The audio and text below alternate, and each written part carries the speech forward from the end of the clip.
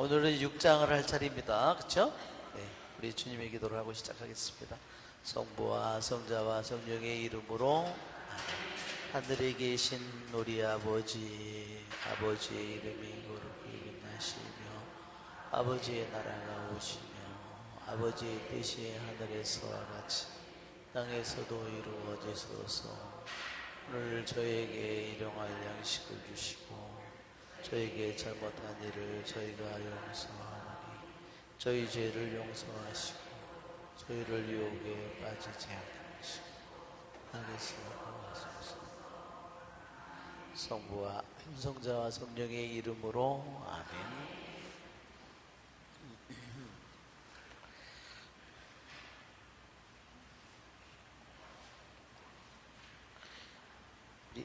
다니엘서 6장을 한번 읽어볼까요? 그리고 메디아 사람 다리우스가 그 나라를 이어받았다. 그의 나이 62살이었다.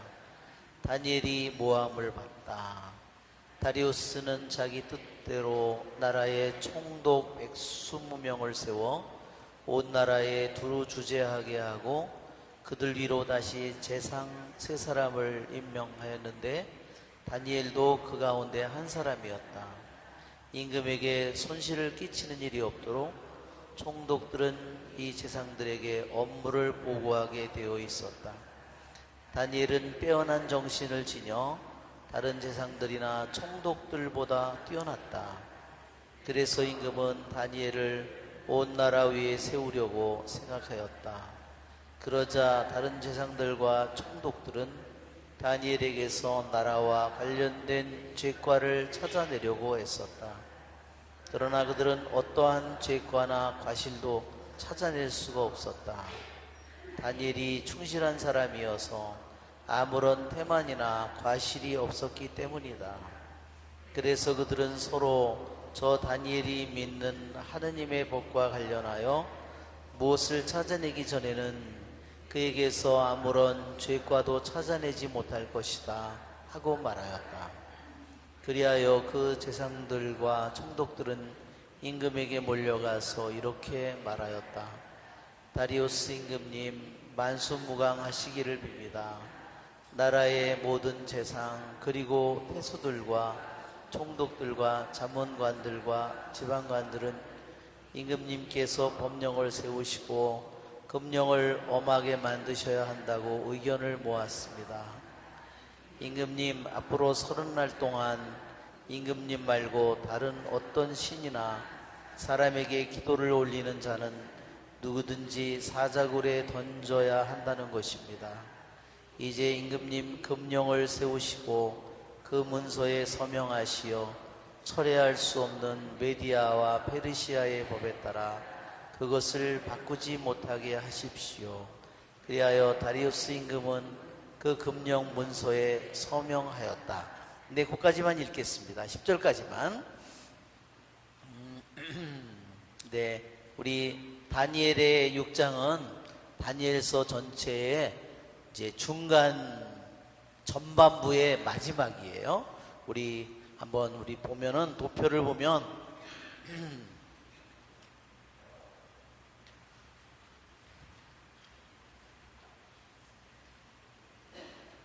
이게 왜 안 넘어가지?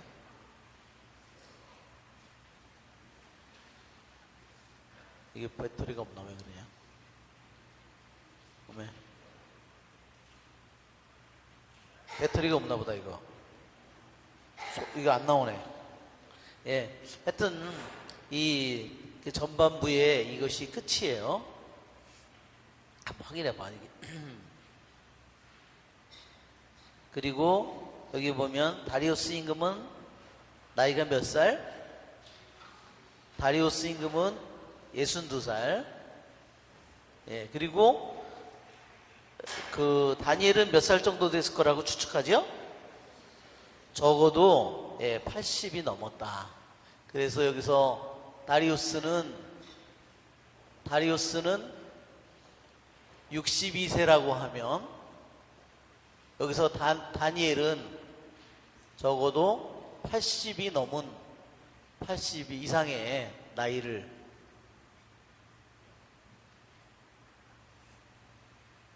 자, 이제는 다니엘은 또한 그 전에 그 바빌론 제국에 높은 벼슬을 했죠. 다니엘은 여기 이게 뭐냐면 다리우스 임금은 새로운 제국이 말하자면 여기서 이때까지는 바빌론 제국이 이어졌다면 바빌론 제국이 약 80년 이어졌다면 이때부터는 메디아, 페르시아, 우리말로는 그냥 쉽게는 페르시아 제국이라고 하는데 이 제국이 바빌론 제국이 여기서 끝나고 이제 다리우스, 다른 말로는 고레스라고도 우리말로, 그래서 다리우스와 고레스는 거의 동일시하면 돼요. 다리우스 대왕이 있어요. 그 사람하고는 달라요. 다리우스 대왕이 있는데 그것은 후대 사람이에요. 이 다리우스와 다리우스 대왕과는 달라요. 다리우스 대왕.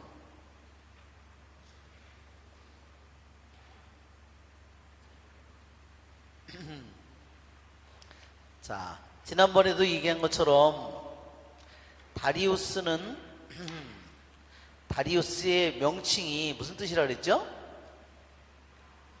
예, 왕호를 쥔 자. 여기 들어오니까 덥네. 이거 아무래도 벗어야 되겠다. 이거 벗으면 문제가. 이게 감기는 안 걸리는데 이름은 이 연결된 것 때문에 더워요. 아니요, 내복도 있고 더워서 안 되겠어. 네. 그래서 그 다리우스는 개인의 고유한 이름이 아니라 뭐라고요? 예, 왕호를 쥔 자. 그러니까 여기에 보면 고레스라는 이름은 또한 고레스가 고유 명칭이라고 한다면 고레스는 또한 무슨 뜻이냐면 목자다 이런 뜻이에요. 셰퍼드라는 그런 말입니다. 그래서 고레스는 원래 페르시아 사람이지만 메디아 사람이라고도 볼 수 있어요. 왜 메디아 사람이라고 볼 수 있냐면요, 이 다리우스가 원래 할아버지가 누구예요? 메디아의 왕이에요. 메디아 왕인, 우리 지난번에 도표에 봤죠? 그 도표에 보면 그 패밀리 트리라고 나오는데 한글 워드에 보면 그 패밀리 트리가 나오는데 여기에 보면 여기에 아스티아게스라는 이 할아버지 왕, 이 왕의 딸 이 만다네가 캄비세스와 페르시아의 왕과, 이 페르시아는 메디아에 비하면 너무나 보잘것없는 상태였어요. 그래서 여기서 낳은 것이 고레스예요. 이게 지금 다리우스 왕이라고 불리는 겁니다, 말하자면. 그래서 메디아 사람이에요. 원래 할아버지가 메디아 사람이잖아요. 그래서 그렇지만 자기의 아버지는 캄비세스라고, 이 사람은 페르시아 사람이에요.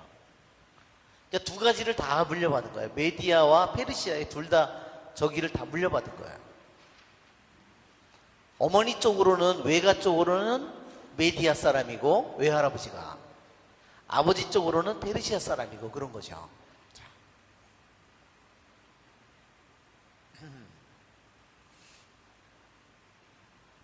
자, 이런데 이제 나라가 완전히 제국이 바뀌었는데 전에 제국에 충성을 했고 높은 벼슬을 했던, 자기들이 무찔렀던 바빌론 제국에 높은 벼슬을 한, 재상을 한 다니엘을 자기 나라의 또한 재상으로, 가장 높은 재상으로 세운다는 것은 자기 원래는 적국이잖아요.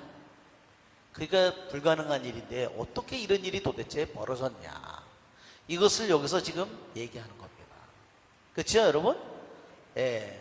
절대로 말하자면 한 제국이 말하자면 고려 시대를 무너뜨리고 조선 시대가 섰는데 고려 시대에 가장 큰 충신을 갖다가 재상을 조선 시대의 재상으로 첫 임금이 세울 리가 없다는 거죠.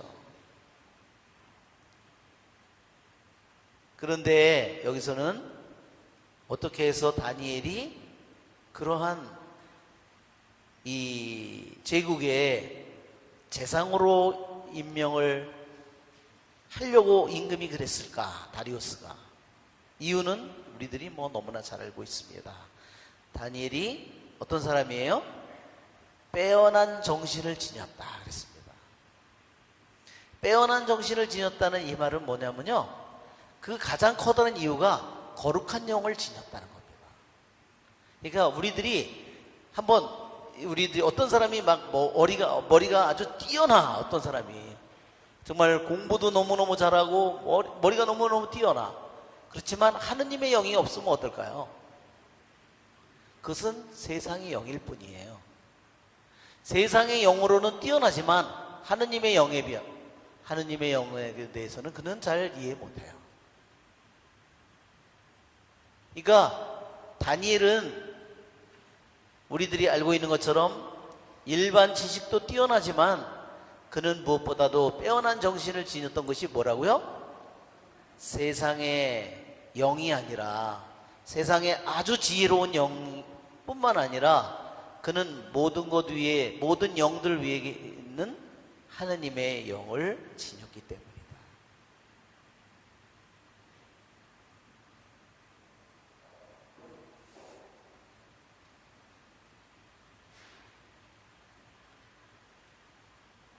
또한 다니엘이라는 사람은 여기서 보면 또한 아주 거룩한 영을 지녔을 뿐만 아니라 일반 5장에, 다니엘서 5장에 있는 것처럼 지식, 통찰력, 꿈, 해석, 수수께끼를 풀고 여러 문제를 풀어낼 수 있는 모든 그런 뛰어난 지혜를 가졌을 뿐만 아니라 그 모든 숨겨진 모든 것까지 알 수 있는 그 힘은 임금이 꾼, 대왕이 꾼, 바빌론의 대왕이 꾼 꿈까지도 다 내용을 알아낼 수 있는 그것은 인간의 지혜가 아니라 뭐예요?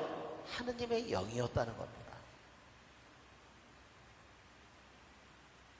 그것은 그가 자신의 모든 것을 다 바쳐서 하느님께 바친 영혼이기 때문에 하느님께서는 당신을 사랑하는 영혼에게 비밀을 감춰두지 않고 비밀을 드러내시는 겁니다. 그런데 다니엘은 또한 빼어난 정신을 지녔을 뿐만 아니라 뭐예요? 사람들이 어떤 죄과나 과실을 그에게서 찾아내려고 했지만 아무것도 죄과나 과실을 찾아낼 수 없었어요. 그러니까 그는 뭐예요? 정말로 흠이 없는 사람이에요. 정말로. 다니엘이 정말로 충실한 사람이에요. 태만이나 자기 직무상에 자기가 공적으로 자기가 한 일 중에서도 태만한 일이나 과실을 찾아낼 수가 없을 정도, 정말로 그는 흠이 없는 그런 삶을 살았습니다. 그러니까 다니엘은 정말 흠집을 찾을 수가 없어요. 우리들이 아브라함이나 모세나 이런 사람을 보면요, 흠집을 찾을 수가 있어요. 그렇죠? 모세는 무슨 흠을 찾을 수 있어요? 이집트 여자를 데리고 살았잖아요. 그래서 형제들이 맨날 지는 이집트 여자를 데리고 살면서 지는 율법을 안 지키면서 그래서 맨날 속으로 뒤에서 튠튠거린 거예요. 그렇죠? 또 모세는 흠 잡으려면 또 뭐가 있어요? 말주변이 없잖아요. 또. 그리고 또 뭐예요? 흠을 잡으려니까 너는 저 충동적으로 살인한 놈 아니야. 그죠? 흠 잡으려면 여러 가지가 나와요. 아브라함은 흠을 잡으려면 뭐예요?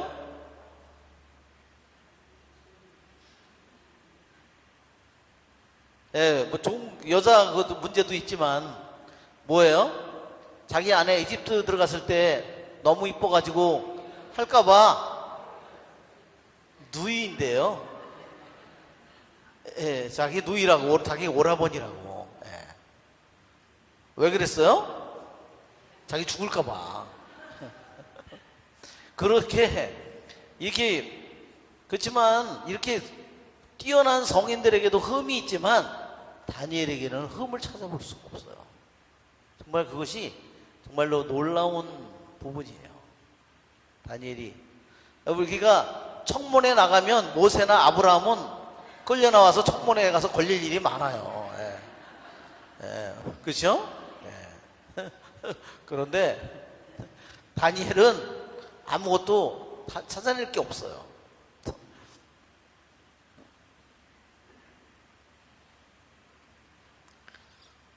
그전에 지난번에도 다니엘이 정말 자기 이스라엘에서 포로로 끌려온 다음부터 그는 부정한 음식을 먹지 않기로 했기 때문에 평생 동안 죽을 때까지 고기를 먹지 않았을 거라고.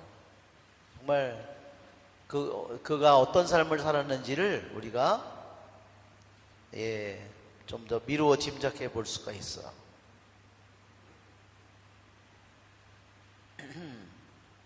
자, 이렇게 다니엘은 하느님을 섬기면서 거룩한 영을 지니고 끊임없이 하느님을 섬기면서 모든 일을, 자, 우리가 뭐라 그랬어요? 다니엘의 이름이 무슨 뜻이라고 그랬어요?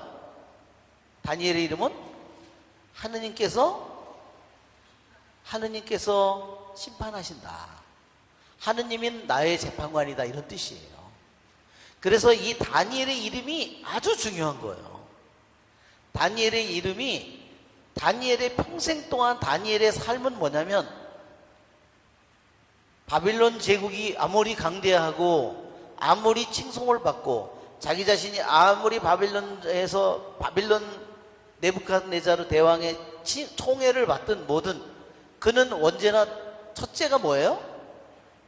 첫째가 하느님이에요. 하느님이 판관이에요.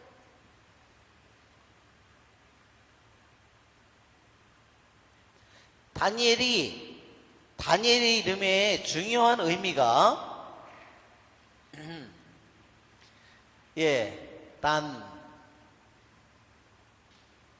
다니엘, 이 다니엘의 이름이 하느님께서 심판하신다. 하느님은 나의 판관이시다. 이 말은 다니엘이 어떠한 삶을 살았는지 이 이름이요 다니엘의 삶을 잘 보여주는 겁니다.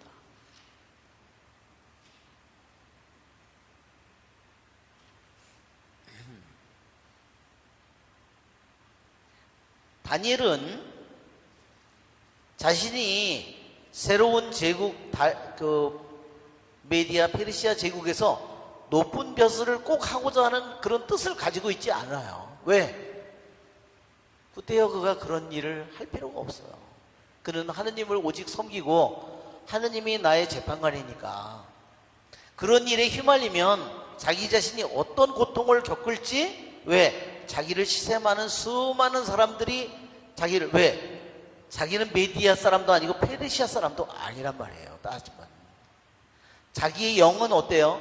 메디아 페르시아에서 평생을 늙었지만 자기는 마음이 항상 어때요? 하느님께 가 있는 사람이에요. 그러니까 분명히 그들이 얼마나 자기를 헐뜯고 자기를 깎아내릴까 그거를 싫어할지를 알고 있는데 임금은 자기를 재상으로 세우기를 원합니다. 자, 이 다리우스 왕이 메디아 페르시아의 첫 번째 왕이라고 그랬죠?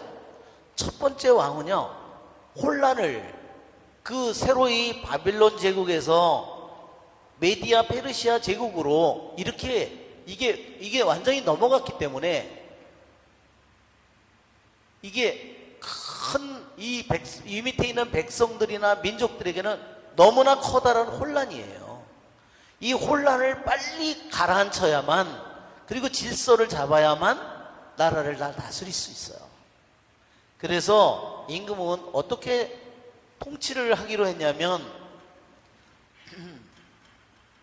여기에 보면 그 넓은 페르시아 제국을 120개의 주로 나누고 다시 이 120개 주를 다시 3명의 재상이 120주에 총독이 있다면 이 총독들 120명을 3명의 재상들이 돌보고 그 중에 제일 높은 재상으로 누구를? 다니엘을 이 중에다가 제일 높은 자리에다 다니엘을 세우려고 한 거야.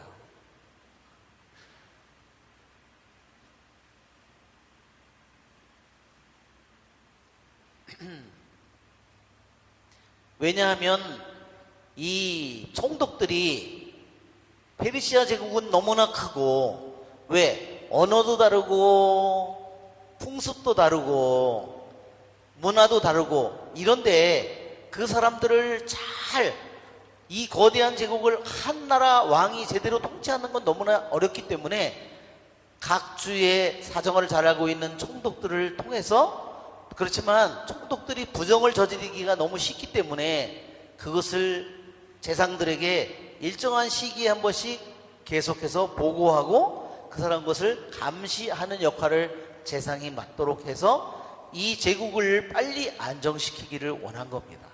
그것이 바로 그래서 이러한 새로운 제국의 통치 시스템을 만들기를 원했어요, 왕이. 그런데 그 밑에 있는 총독들과 다른 재상들은 다니엘을 좋아해요, 안 좋아해요? 안 좋아하죠? 네, 왜? 다니엘에 관련된 죄과를 찾아내려고 애썼다. 안 되지. 어디서 굴러온 그 남이 나라에 어디서 망한 나라에 포로가 와가지고 우리나라에 최고 높은 재상이 되다니 그거는 받아들일 수가 없어, 이 말이죠. 어디서 포로놈이 와가지고 우리나라의 최고 높은 재상이 우리가 그 밑에 가서 굽실거리다니 이거는 받아들일 수가 없는 일이야. 그래서 이제 그거를 찾아내려고 그래. 예, 그래서 우리들도 남의 잘못을 찾아내려고 애를 쓰는 삶을 살아가면 불행해져요. 그렇죠? 우리들도 남의 잘못을, 저도 가끔가다 어떤 데다가 그런 경우를 봅니다. 어떤 사람이 남의 잘못을 잘 기억하고 있는 사람이 있어요. 아주 내 소름 끼쳤어요. 한번 내가 어떤 누구를 만났는데 누구라고 얘기할 수가 없어요. 절대로 이것은 얘기할 수 없는 일인데 정말 내가 소름 끼쳤습니다. 그러니까 그 사람의 모든 것들을 하나하나 다 그런 것을 기억하고 있는 거예요. 그러면 어떻게 될까요? 왜 그렇게 살까요? 이거 바로 열등감이에요. 왜 그렇죠? 그 사람의 열등감을 자기가 꼭 쥐고 있음으로써 자기 자신이 거짓으로 위로를 받는 거예요. 진짜 위로가 아니에요, 이거는. 그렇죠? 하느님이 주는 위로가 아니죠? 하느님이 그러한 잘못을 그 사람은 있다 하더라도 하느님은 그 사람을 용서해 주기를 원하시겠죠? 근데 이 사람은 그걸 원하지 않아. 그 사람을 용서해 저놈은 원래 저런 놈이야. 이놈은 이놈, 조녀는 저런 년이야. 모든 것들을 하나하나 얼마나 겠어요. 이 사람의 모습은 뭐예요? 고발자의 모습이에요. 그렇죠? 무서운 거예요. 사실은 그 속에 있는 뒤를 생각해 보면요, 소름 끼치는 겁니다. 고발자예요.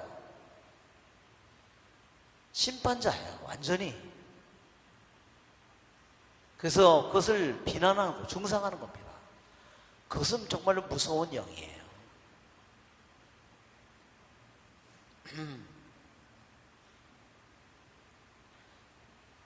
자, 아무리 그들이 다니엘에게서 그러한 잘못을 찾아내려고 했었지만 찾아낼 수가 없었어요. 정말 다니엘은 정말 놀라운 사람이에요.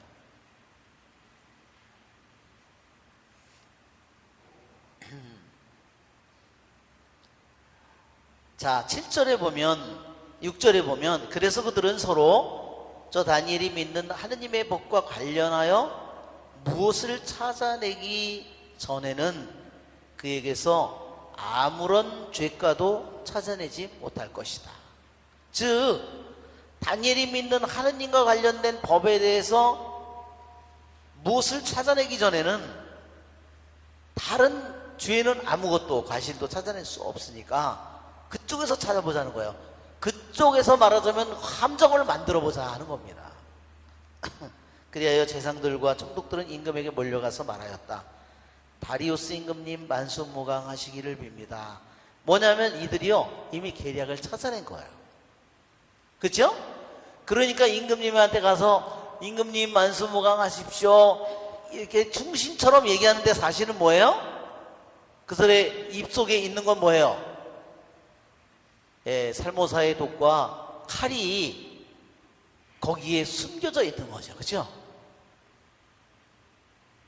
자, 8절을 읽어보면 나라의 모든 재상 그리고 태수들, 총독들, 자문관들, 지방관들은 임금님께서 법령을 세우시고 금령을 엄하게 만드셔야 한다고 의견을 모았습니다.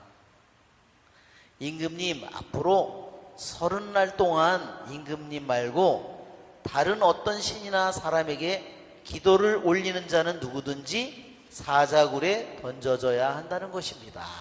자, 이런 법령을, 이 묘안을 그들이 생각해냈어요. 얼마 동안 기도를 하지 못하게 했죠? 30일 동안.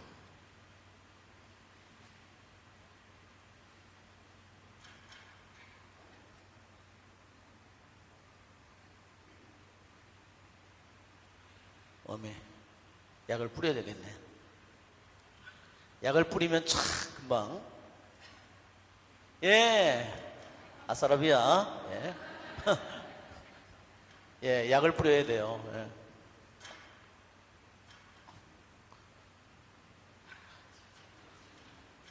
예. 예, 시커머도 뭐. 예. 예.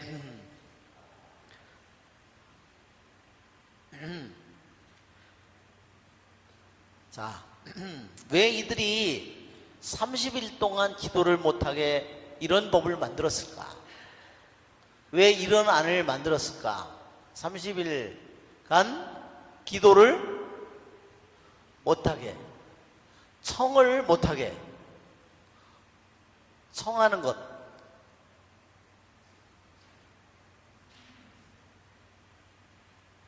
왜 그랬죠?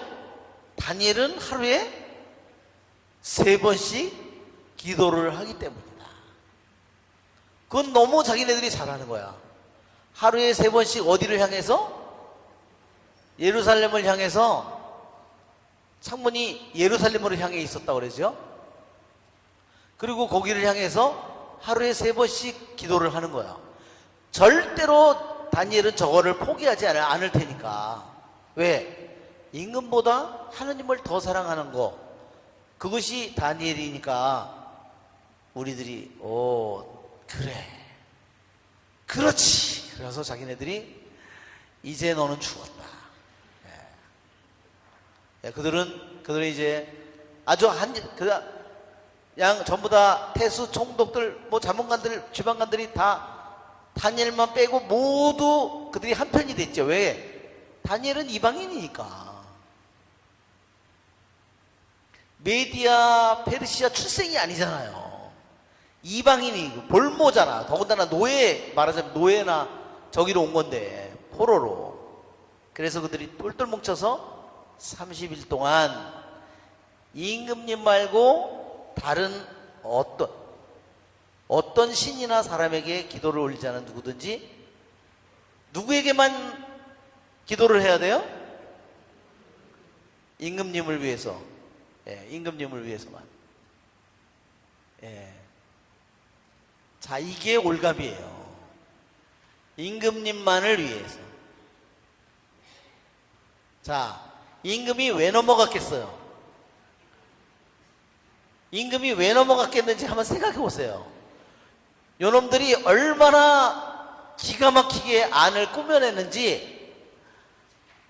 정말 저희는 임금님 만수무강하시기를 빌고요, 이 페르시아 제국이 안정되기를 바라고 이 나라가 빨리 평화를 되찾기를 바라기 때문에 오직 이 나라가 임금님을 중심으로 똘똘 뭉치도록 다른 이 페르시아 제국에 신들이 수도 없이 민족들이 많고 다른 종교가 많은데 오직 임금님만을 위해서 30일 동안 그래 그거 아주 기가 막힌 생각인데 임금이 어땠어요?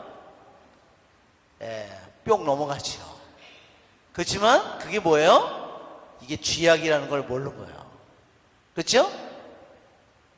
이것은 임금의 뭐를 자극했어요? 임금의 교만과 자만심을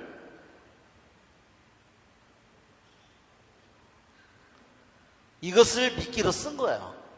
그래, 한없이 이 다리우스 임금의 이 자만심과 이 프라이드를 완전히 최고로, 그러니까 임금이 넘어간 거예요. 요것 때문에. 그래서 누가 얘기할 때 언니가 최고야, 끝내줘 언니 없으면 안 돼, 오빠가 최고야. 그걸 조심해야 돼요. 자, 나중에는 임금이 자기 자신이 묶여 있다는 사실을 깨달은 거예요. 나중에 자신이 속았음을 깨달았어요. 뭐에 속았어요? 이 자기의 충신들이라고 생각한 이 사람들의 그 교묘한, 그들이 꾸며낸 이 말하자면 말하자면 흉계에 결국은 빠져버린 거예요. 그래서 이것을 어기는 자는 어떻게 해야 돼요? 사형에 처해야 된다. 그러니까 자기 자신이 누구를 사형에 처하는 처지가 됐어요. 결국 입장이 다니엘을 자기가 사자굴에 던져야 하는, 자기가 임금이 자기 자신이 그 자기 신하들의 말에 의해서 자기가 거기에 묶여 있다는 사실을 깨달은 거예요. 페르시아의 법령, 페르시아의 법령은 취소할 수 있어요, 없어요? 없어요. 그거를 누구의 이름으로 공포했어요? 왕 다리우스의 이름으로 공포했는데, 자기가 말한 법에 의해서 자기가 묶여있는 보잘것없는 모습을 자기가 깨달은 거예요. 결국은 다니엘을 죽이도록, 자기가 너무 아끼는 다니엘인데 다니엘을 자기가 죽이도록 누구의 이름으로? 자기 이름으로 자기가 법령을 만들었고 자기가 속았다는 것을 깨달았어요. 기분이 어땠을까요? 임금이 기분이 너무너무 분노했죠. 아니, 이놈들이 내 충신들인 줄 알았더니 나를 이렇게 자기네들이 똘똘 뭉쳐가지고 이렇게 해서 한두 명도 아니고 이 100명, 120인 이 자기의 최고 신복들이 이런 일을 해서 자기를 땅 올가미에 걸리게 했잖아요. 자, 왜 이렇게 임금이 속았는지 아시겠죠? 처음에는 이 법령이요, 분명히 이 새로 바빌론에서 메디아 페르시아로 제국이 바뀐 이 혼란한 시기를 안정시키고 왕권을 강화하고 그래서 나라를 빨리 안정시키는 것으로 보이는 법으로 보인다는 거야. 이게 임금님 말고 다른 누구에게도 기도를 하지 못하도록 만들었기 때문에 나라가 다리우스 임금을 중심으로 왕권이 더 강대해지도록 이 사람들이, 이 신하들이 자기에게 좋은 계획을 했다고 왕이 느꼈다는 겁니다. 그게 결국은 속은 거죠. 자, 이 전해지는 바에 의하면 이렇게 돼 있어요. 자, 이제 다리우스가요, 왕궁에 이게 유프라테스 강 옆에 왕궁이 이렇게 좌우에 이렇게 있었죠. 여기 있는데 자기가 왕궁에 자기가 있으면 자기가 가장 깊은 궁궐에 지성소에 있듯이 임금이 가장 안전한 장소에 있었을 거 아니에요. 그러면 전 세계, 말하자면 페르시아 전체에서 120개 주에서요, 새로 왕이 됐기 때문에 각 주에 있는 사람들이 하나씩 임금에게 청을 하러 온다는 거죠. 여기에 기도한다는 말은 다른 말로 청하는 거예요. 여기에 있는 임금에게요, 왕에게 청을 하러 오는 거예요. 각 나라에 있는 사람들이 다 와서 청을 하러 오는데 임금에게 한 가지씩. 왜? 임금이 한 가지씩을 들어주기로 했다는 거예요. 왜? 새로운 제국의 왕이 되었으니까. 임금이 자비롭고 임금이 친절함을 온 세상의 페르시아 제국의 전체에 알리기 위해서 각 주에서 한 명씩 청을 하면 그것을 무조건 들어주기로 했다는 겁니다.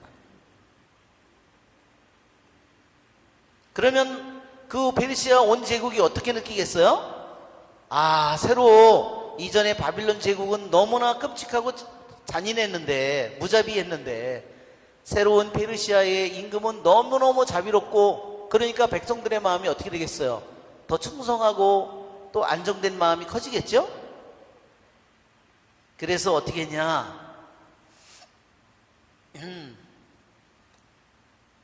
이제는 이 사람들이, 이제껏은 각 나라 사람들이 120개 주에 있는 페르시아 이 제국에 120개 주에 있는 수많은 사람들이 어디다 청을 했냐면요, 각자 자기네 나라의 하느님에게 청했다는 거예요. 다 자기 나라 우상들에게 청을 한 거예요. 아니, 이게 남자같이 됐네, 이상한. 이거는 뜻은 아니고, 자, 자기네 나라의 우상들에게 청을 한 거예요. 그렇죠?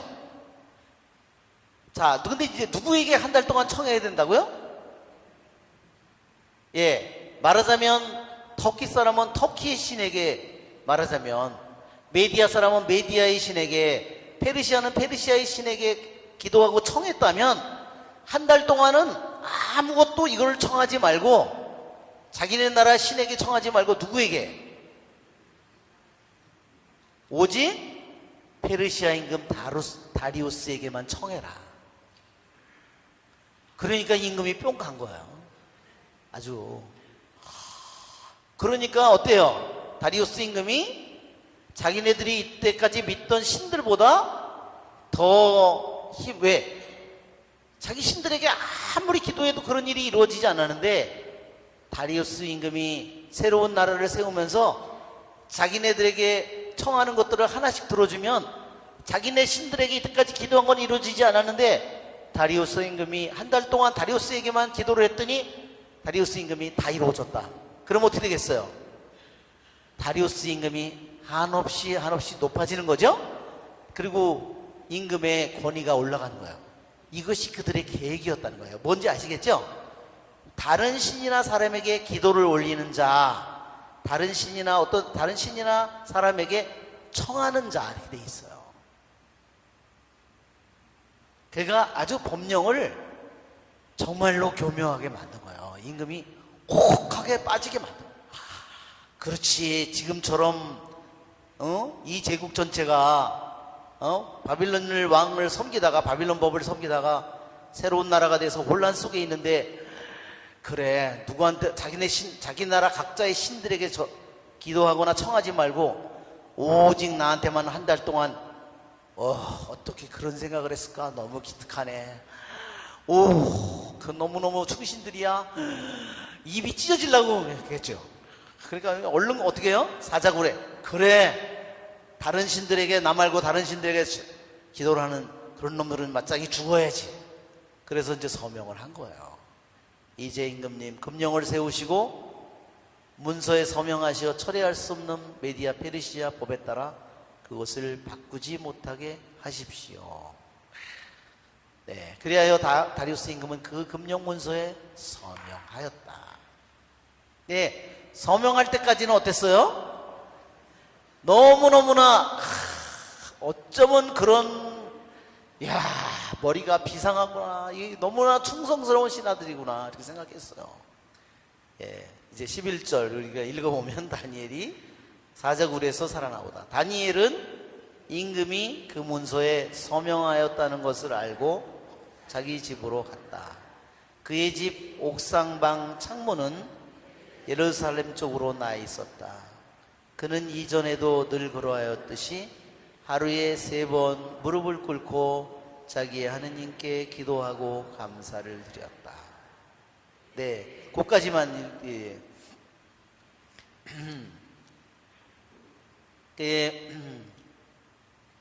자, 우리 지난번에 우리가 보면 다니엘서에도 보면 2장에도 보면 그 큰 다니엘 왕이 꿈을 꾸죠? 상하의 꿈을 꾸고 3장에도 보면 다니엘의 세 친구가 불가마 속에 던져지잖아요. 금상을 거대하게 만들어 놓고 이 상에 절하지 않는 자는 누구든지 불가마 속에 던져진다. 내 3장하고 굉장히 유사한 내용이에요. 여러분, 어떤 사람이 우리에게 너 한 달 동안 임금님 말고 어떤 하느님에게도 기도를 하는 자는 사자굴에 던져져야 된다. 만약에 그런 법이 생긴다면 어떻게 되겠어요? 한 달 동안 뭐 입을 다물고 가만히 있으면 되지 뭐. 그러니까 우리들의 인생에 어떠한 일들이 닥쳐올지 아직 몰라요. 그렇죠? 다 알지는 못합니다. 그렇지만 이 다니엘서는 분명히 예언서입니다. 세 젊은이에게 금상을 만들어 놓고 악기 소리가 나면 모두 금상에 절해야 된다는 법을 만들어서 세 젊은이를 죽이고자 한 것처럼 다니엘에게도 한 달 동안 임금 말고 다른 신에게 기도를 하는 자는 누구나 사자굴에 던져져야 한다는 이런 법이 주어진 것처럼 이 다니엘서에 있는 이 예언은요, 하나의 역사적인 사실이기도 하지만 이것은 장차 우리에게 일어날 일들을 준비시키는 말씀이라는 거예요. 그렇기 때문에 이것은 과거에 일어난 사건인 동시에 앞으로 우리들이 이 말씀을 통해서 그래서 우리들이 어떠한 내가 자세를 취할 것인가, 나에게 이 말씀을 우리들을 가르치고, 그래서 이 말씀은 역사적인 사실인 동시에 예언적이에요. 아직 실현되기를 기다리고 있는 말씀이고, 현재 나를 훈련시키고 내 자신이 이 세상 속에서 내가 어떠한 자세로 내가 살아가야 되는지를 우리에게 훈련시키는 말씀이다.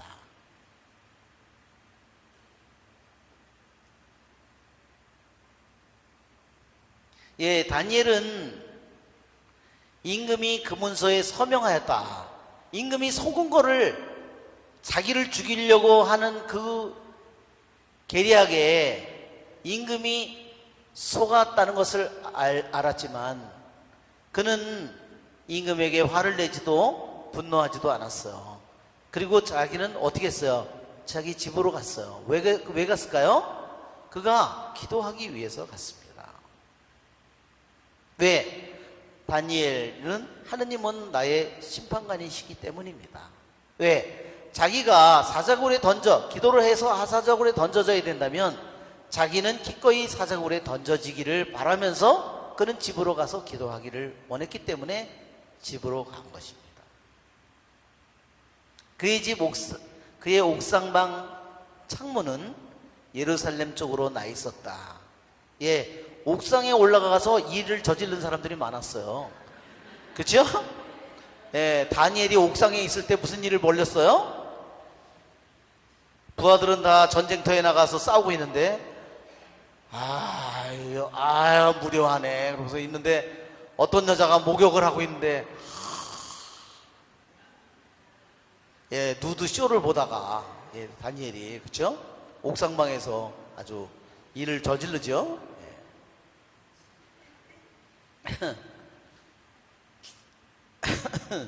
그런데 다니엘의 집 옥상방은 무슨 구실을 하고 있어요? 예, 옥탑방인가 봐요, 이게. 그러니까 옥탑방이에요. 옥탑방에 있는 것은 뭐예요? 옥탑방에 그에게 가장 중요한 창문이 예루살렘으로 나도록 만드는 거예요, 특별히. 그렇죠? 그것은 뭐를 얘기하냐면 그것은 다니엘의 영혼을 보여주는 말입니다.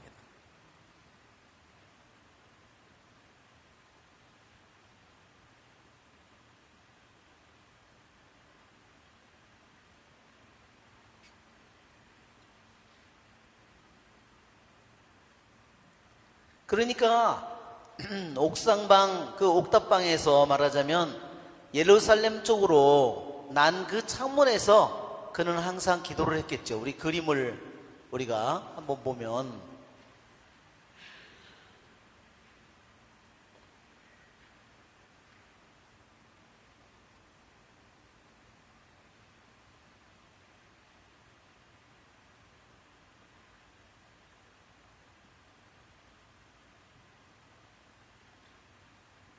이제 서명을 하는 거죠. 이거는 임금 저기에. 그래서 이제 다니엘이 기도했다고 가서 얘기를 하는 거겠지. 그제서야 임금은 내가 그가 자기 표정을 보일 수가 없는 거예요. 이런 죽일 놈들 이거. 그죠? 임금이 눈이 이상해졌죠. 우리 다니엘이 저기 굴에서 위에서 뭐 쳐다보고 있어요. 여기도 위에서 이렇게 쳐다보고 내려다보고 있는 거. 여기서 이건 사자들이에요. 이 사자가 입을 막았다고 그랬죠.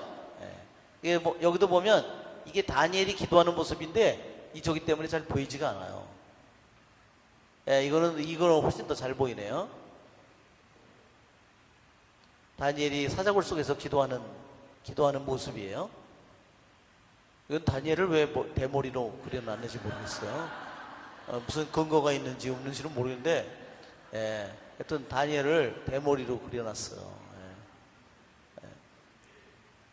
그래서 다니엘이 창문에서 기도하는 그러한 모습을 머리와 수염이 하얗게, 그리고 80대니까 머리와 수염이 새카매지가 않았겠죠? 하얗겠죠? 사자굴에서 기도하는 그런 모습이에요. 자, 아까 그 무릎 꿇고 기도하는 모습이 있는데 그 모습이 저기 때문에 잘 보이지 않는데, 그는 이전에도 늘 그러하였듯이 하루에 3번 무릎을 꿇고 자기의 하느님께 기도하고 감사를 드렸다. 자, 유대인들은 하루에 3번 기도를, 오늘 프린트볼 여러 번 나눠줬죠? 여기 보면 유대인들에게 타미드라고 써 있는데, 타미드라고 하는 것은 매일매일 하루에 하느님께 바치는 제사를 의미합니다. 아침 제사, 그 다음에 저녁 제사. 이것이 가톨릭의 그대로 아침 기도, 저녁 기도로 들어온 겁니다. 자, 여기에 보면 타미드는 매일매일 1일 번제물을 제사를 바치는 것을 의미해요. 유대인 시간하고 로마의 시간하고 저기에 스케줄표에 나와 있는데, 유대인들은 시간을요, 첫 시간, 셋째 시간, 여섯째 시간, 아홉째 시간 이렇게 나눠놨어요. 자, 그러면 여기에 첫 시간은 뭐냐면, 첫 시간은 새벽이라고 그랬어요. 유대인. 말하자면 첫 시간은 6시나 마찬가지예요. 새벽 6시. 그러면 셋째 시간은 몇 시예요? 오전 9시예요. 그 다음에 6시. 6시는 이게 우리말로는 이게 나타나지 않는데, 우리말로는 이거를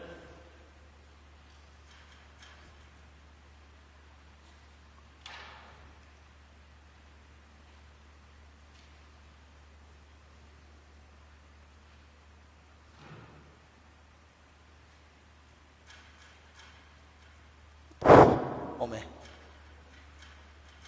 바람을 불었더니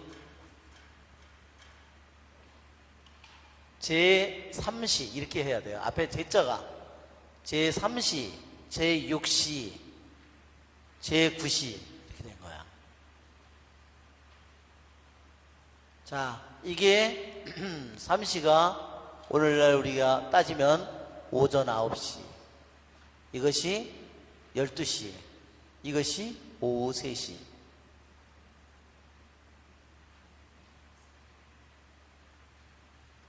그러니까 낮을 이렇게, 그러니까 제1시, 제12시 이런 식으로다가 한 거죠.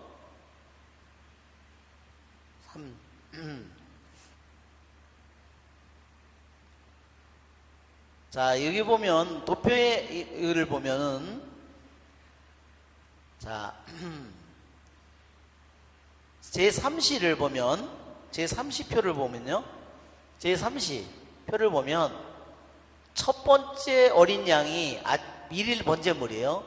첫 번째 번제물이 오전 9시에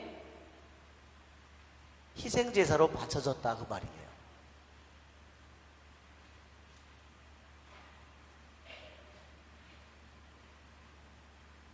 그렇기 때문에 9시가 뭐냐면 기도의 첫째 시간이라는 거예요. 좀 늦게 일어나는 편이죠? 네.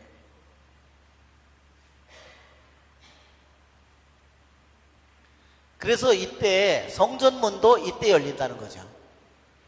그 다음에 6시는 정오고, 그 다음에 오후 3시에 두 번째 양이 제대로 그러니까 이거 12시 정오예요. 두 번째 양을 끌고 와가지고요. 그 다음에 그 양을 제단에다가 도살할 그 오후 3시에 잡을 그 양을 거기다 묶어 놓는 거예요. 12시에.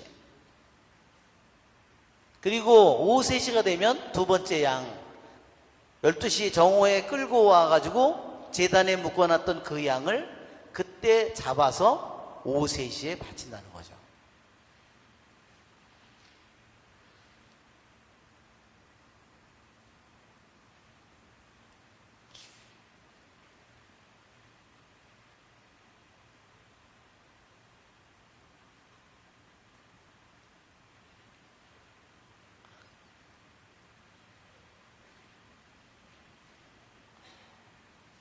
자, 사도행전을 보시면 여러분 사도행전 2장 15절을 한번 펴보세요.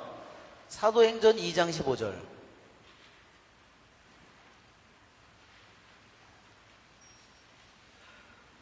사도행전에 보면 사도들이 기도하러 올라가는 시간이 있어요.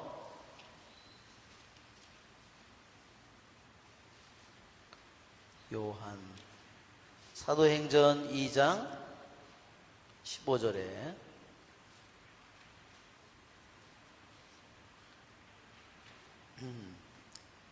자, 베드로가 오순절 설교를 하죠.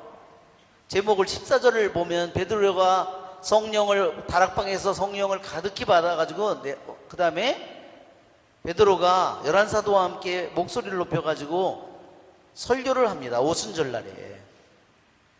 지금은 아침 9시입니다. 그렇죠? 이게 뭐냐면요, 첫 번째 기도 시간이에요. 첫 번째 어린 양을 바치는 시간이고요. 이 어린 양을 바치는 시간이 뭐냐면 공식적인 기도입니다. 말하자면 유대인들의 공식적인 기도 아침 9시. 그러니까 이 시간이 바로 이것이 제3시, 3시가 말하자면 오순절날 사도들이 설교했던 시간입니다. 그 다음에 3장을 보면 사도행전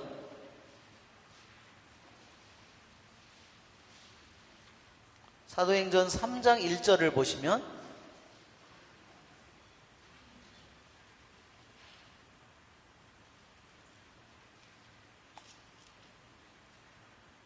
베드로와 요한이 오후 3시 기도 시간으로 성전으로 올라가는데 이런 말이 있죠?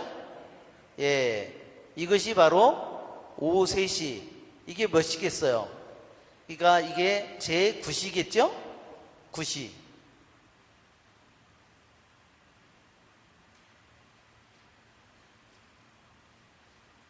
예, 오후 3시. 무슨 말인지 아시겠죠? 오후 3시. 예, 이것이 오후 저녁 기도 시간이라는 뜻입니다. 그 다음에 사도행전 10장 9절을 한번 펴보세요.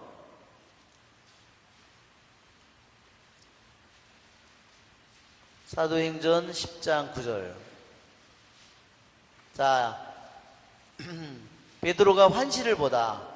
10장 9절, 사도행전 10장.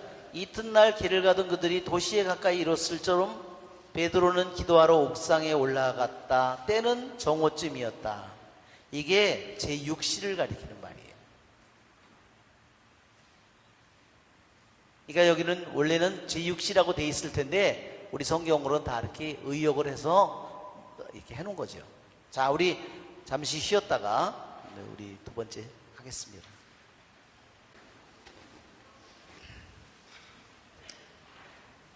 노엘 노엘 노엘 노엘 이스라엘 왕이 나셨네. 예고편이죠, 그죠 우리? 네. 네. 자, 우리 계속 이어서 다니엘은 임금이 문서에 서명했음을 알기 때문에 이제는 자기에게 죽음이 가까이 온 것을 알았습니다. 그렇지만 그는 정말 자기 집의 옥상방 창문으로 예루살렘 쪽으로 나 있는 창문으로 올라갔습니다. 그리고 그는 정말 비장한 마음으로 하루에 3번 무릎을 꿇고 하느님께 기도하고 감사를 드렸다고 했어. 자기에게 죽음이 닥쳐왔는데 그는 기도하고 감사를 드렸다고 했어요. 왜? 하느님께서 나의 유일한 판관이시기 때문에 그래요. 자기가 죽음을 겪는다 하더라도, 사자굴에 들어가서 갈기갈기 찢긴다 하더라도 그것은 임금의 판결이고 자기에게 영원한 판결은 하느님께로 받을 것이기 때문에 자기가 그 어려움을 겪지만 자기가 믿음을 지킨다면 더 큰 영광을 하느님께서 주실 것이기에 그는 감사를 드렸다고 했습니다. 유대인은 보통 기도할 때 무릎을 꿇고 기도하기보다 서서 기도하고 또 기도할 때 손을 들어서 이렇게 기도한다 그랬어요. 왜 그렇게 한다 그랬죠? 손을 들어서 기도하는 것은요, 가난함을 표시하는 겁니다. 완전히 아무것도 없는 빈손이잖아요. 그렇죠? 예. 정말로 내가 하느님 앞에 가난하고 아무것도 없는 무력한 존재라는 것을, 비참한 존재라는 것을, 하느님이 나는 아무것도 아니고 하느님은 모든 것이라는 거죠. 우리 십자가의 성령 안도 그래서 우리에게 토도 나다라고 했어요. 토도. 하느님은 토도, 하느님은 모든 것이요, 그리고 우리는 나다, 아무것도 아니다.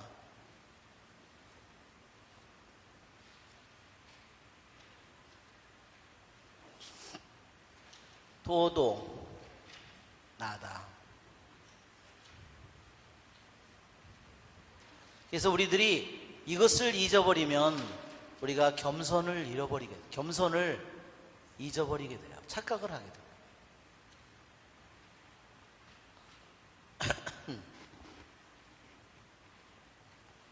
이 세상도 이사야 40장에 이 세상도 하느님 앞에는 있으나마나 허무하기 짝이 없도다.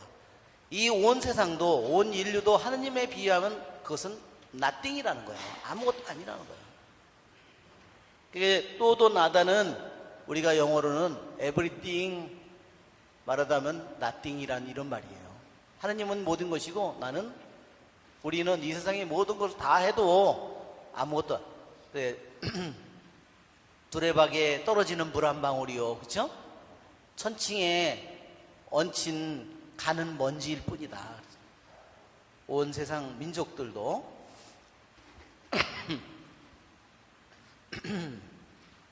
그런데 특별히 무릎을 꿇고 그가 기도한 것은 특별히 간절한 기도를 할 때 유대인들이 무릎을 꿇고 기도했다는 겁니다.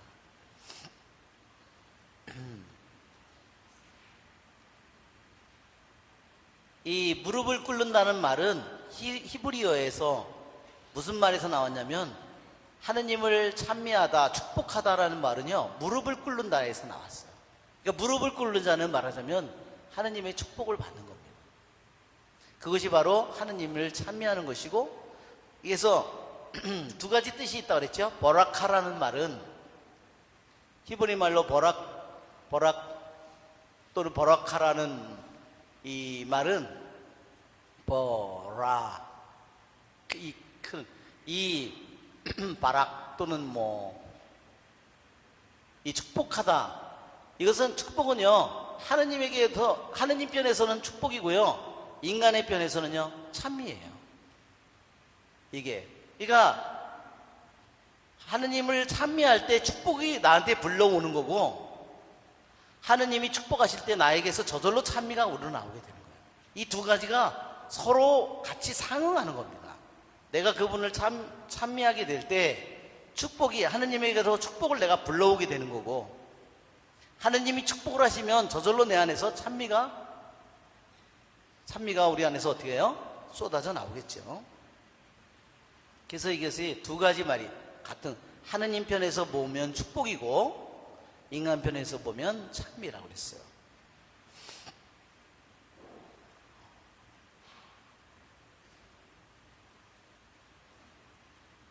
자, 어떤 기도를 주로 바쳤을까요? 우리가 알고 있는 것은요, 쉐마 이스라엘을 바쳤을 거라는 겁니다. 쉐마 이스라엘, 그 전에도 들었죠? 쉐마 이스라엘, 이거 하는 거예요. 예. 아도나,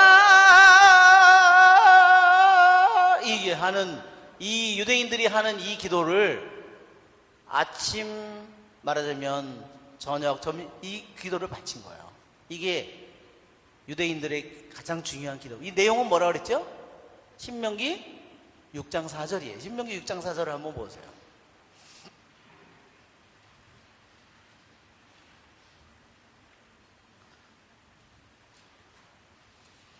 신명기 6장 4절.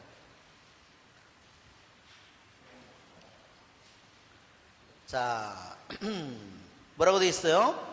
읽어보세요. 이스라엘아 들어라. 주 우리 하느님은 한 분이신 주님이시다. 너희는 마음을 다하고 목숨을 다하고 힘을 다하여 주 너희 하느님을 사랑해야 된다. 바로 이겁니다. 자, 여기 보면 한 절만 하면 이스라엘아 들어라. 주 우리 하느님은 한 분이신 주님이시다고, 그 다음에 5절까지 하면 너희는 마음을 다하고 목숨을 다하고 힘을 다하여 주 너희 하느님을 사랑해야 된다. 신약에서도 예수님께서 이것이 가장 중요한 계명이라 그랬죠? 그거 보면 정말 유대인들이 매일 바쳐야 되는 기도문이 바로 이거였다는 게 정말 가장 구약 성경에서 가장 중요한 기절이기 때문에. 그런데요, 첫 번째 기절이요, 이게 첫 번째 기절이 우리는 번역을 할 때 이스라엘아 이렇게 했어요. 그래서 제 생각에는 번역을 좀 들어라 이스라엘로 했으면 훨씬 더 좋았을 것 같아요. 왜냐하면 히브리어가 그렇게 되어 있기 때문에. 들어라 이스라엘아 이렇게 되어 있다는 거예요. 쉐마라는 말이 뭐냐면 쉐마 이렇게 올라가잖아요. 이 쉐마가요 들어라예요. 쉐마 그 다음에 이스라엘이잖아요. 이스라엘아 쉐마 이게 아니에요. 이스라엘 쉐마 이렇게 한 거 아니라 쉐마 이렇게 되는 거예요. 먼저 뭐라고요? 우리가 들어라 그랬어요. 들어라 하는 말은 정말로 중요한 말입니다. 왜냐하면 들어라는 말은 단지 귀로만 듣는다는 것을 의미 안 해요. 이것은 온 존재가 모든 것을 다 내려놓고 내가 정신이든 뜻이든 계획이든 염려든 내 입이든 손이든 모든 것에 대해서 문을 닫고 그분에게 귀를 기울이는 겁니다. 그래서 성경에는 들어라는 말이 너무나 자주 나옵니다.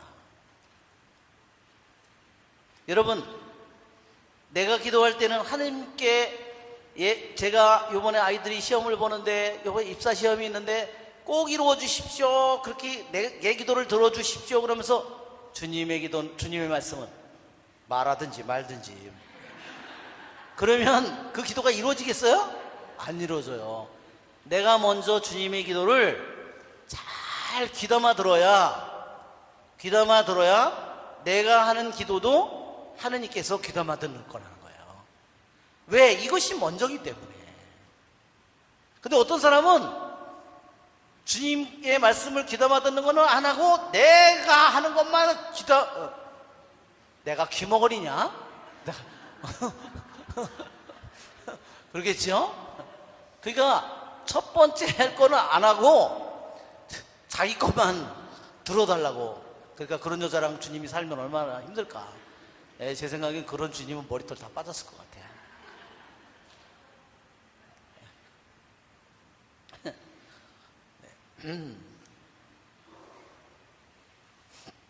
시편 여러분 55편을 보세요. 시편 55편을 보면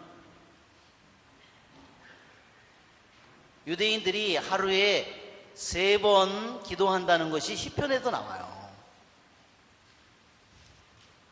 자, 55편 18절 한번 읽어볼까요? 저녁에도 아침에도 한낮에도 나는 탄식하며 신음하네. 예. 그러니까 유대인들은 예루살렘 성전에서 아침 그 타미드 제사, 어린 양이 그 잡아서 불에 태우는 번제로, 완전히 번제물로 버쳐져서 하늘로 올라가는 시간에 그들은 모두 해를 바라보면서 태양이 떠오르는 위치를 보면서 그들은 전부 다 그 시간에 같이 마음을 합쳐서 예루살렘을 향해서 기도를 한 거예요. 그리고 낮에 뭐 하는 시간이라 그랬죠? 2번째 잡을 어린 양을 끌고 와서 성전에 제단에 그 양을 묶어놓는 시간이라 그랬어요. 이게 받쳐질 그 시간에 또 해가 한 가운데 있으면 또 하느님께 기도를 쉐마 이스라엘을 바쳤겠고, 또 오후 3시에 저녁 제사를 바치는 순간에 해가 어느 정도 기울기 시작하면 그 해를 보고 이스라엘 땅에 있는 사람은 예루살렘에서 제사 바치는 게 보이지 않지만 전부 다 제물이 타서 번제물이 하늘로 올라가는 시간에 자기도 온전히 타서 하느님께 하늘로 올라가기를 기도하면서 그들이 기도를 한 거예요. 그것을 평생도록 그들이 바친 겁니다.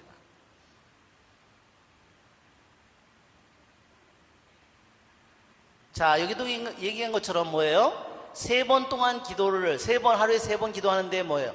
나는 탄식하며 신음한다 그랬어요.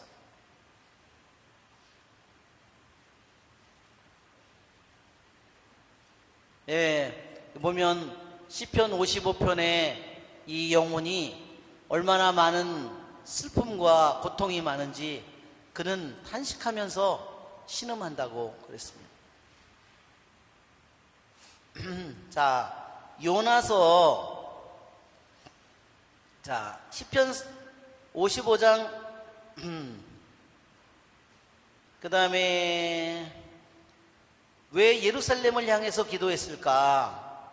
우리가 보면 열왕기 상권을 보세요. 열왕기 상권 8장, 솔로몬이 성전을, 다윗 아버지가 죽고 이제 아들 솔로몬이 왕이 되어서 드디어 성전을 짓습니다.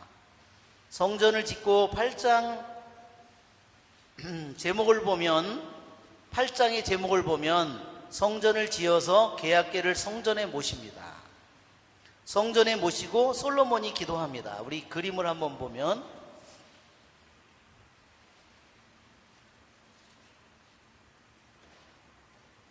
이것이 솔로몬이 왕이 성전을 다 지어서 제1성전을 짓고 하느님께 이제 봉헌식을 하는 거예요.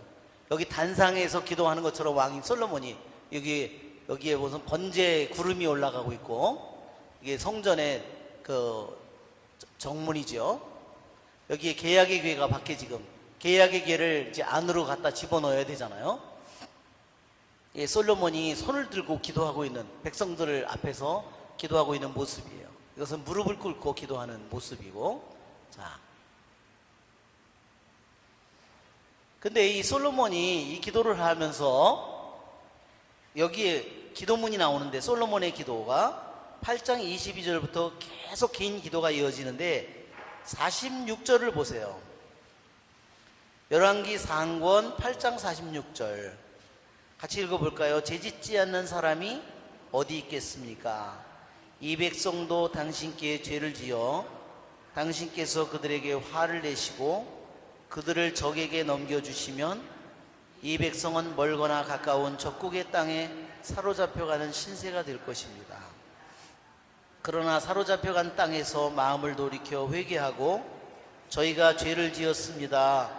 몹쓸 짓을 하고 악을 저질렀습니다 하며 사로잡아간 자들의 땅에서 당신께 간청하면 그들이 자기들을 사로잡아간 원수들의 땅에서 마음을 다하고 목숨을 다하여 회개하고 당신께서 그들의 조상들에게 주신 땅과 당신께서 선택하신 이 도성과 제가 당신 이름을 위하여 지은 이 집을 향하여 기도하면 당신께서는 계시는 곳 하늘에서 그들의 기도와 간청을 들으시고 그들의 사정을 돌보아 주십시오. 예, 그들이 귀향을 가서 나라를 빼앗기고 귀향을 가서 먼 나라에서 있지만 이 성전을 향하여 기도를 하면 주님께서 들어주시겠다고 했어요. 그러니까 정말 한번 생각해 보세요. 성전은 다 불탔고 모든 것은 무너졌는데 남아있는 건 예루살렘의 폐허 잿더미밖에 없는데 그 잿더미를 향해서 계속 기도를 하고 있어요. 그렇죠? 그들이 어떤 마음으로 기도했을까 한번 생각해 보세요. 그 잿더미를 향해서 그들이 기도할 때 계속 그들이 눈물을 흘리면서 기도했을 거예요. 어떻게? 주님 잘못했습니다. 주님 저희가 죄를 지었습니다. 저희가 몹쓸 죄를 지었습니다. 저희들이 이런 벌을 받는 것은 마땅합니다. 그렇죠? 당신에게 저희들이 그렇게 악한 짓을 했음을 용서해 주십시오. 그들이 끊임없이 유배의 70년 동안의 그 기도를 바쳤을 거라는 거죠. 그것이 바로 그들의 참회의 기도입니다. 자, 요나서를 한번 펴보세요. 요나서 2장 4절. 예언서의 요나서.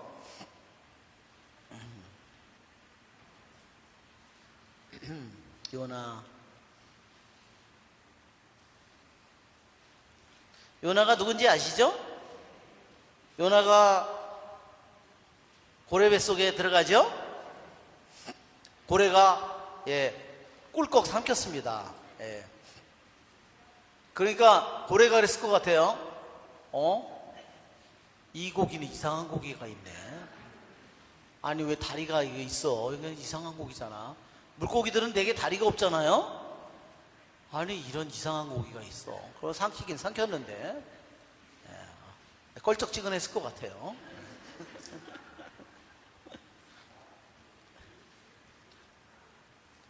한번 우리가 읽어볼까요? 1절부터. 주님께서는 큰 물고기를 시켜 요나를 삼키게 하셨다. 요나는 사흘낮과 사흘밤을 그 물고기 뱃속에 있었다. 물고기 뱃속에서 요나는 그 주의 하나님께 기도드리며 이렇게 아뢰었다. 여러 기가 막힌 게 그가 어디서 기도를 하고 있어요? 물고기 뱃속에서 기도를 하고 있는 거예요. 저는 고래 뱃속에 들어갔던 사람은 없겠죠? 근데 상상을 해보면요, 고래가